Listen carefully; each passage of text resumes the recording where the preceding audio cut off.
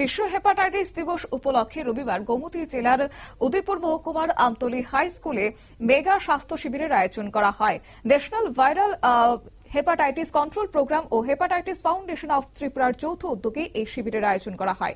এই বছরের থিম ছিল লেটস ব্রেক ইট ডাউন, যার মূল উদ্দেশ্য হেপাটাইটিস সম্পর্কে জনসচেতনতা বৃদ্ধি ও দ্রুত শনাক্তকরণের মাধ্যমে রোগ নিয়ন্ত্রণ করা। কি রয়েছে বক্তব্য শুনুন।